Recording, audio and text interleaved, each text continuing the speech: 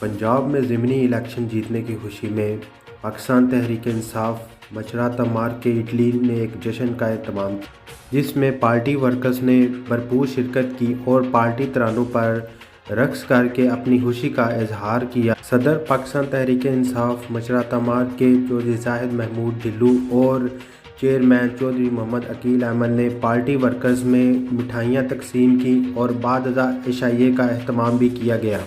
इस मौका पर पार्टी वर्कर्स का कहना था, जनाब ये प्रोग्राम जोड़ा है पाकिस्तान तहरीक इंसाफ ने जी पंजाब तरीकी फतह हासिल की है।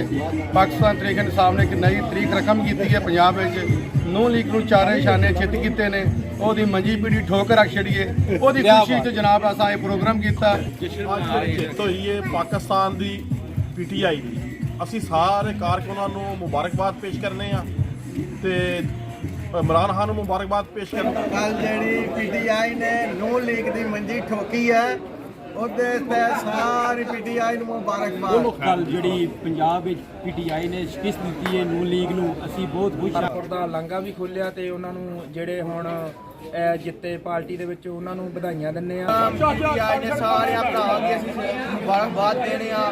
ਇਮਰਾਨ ਖਾਨ ਪੰਜਾਬ ਵਿੱਚ ਵਿਨ ਕੀਤਾ, ਸਾਰੇ ਭਰਾ ਦੀ ਬਹੁਤ ਬਹੁਤ ਮੁਬਾਰਕ।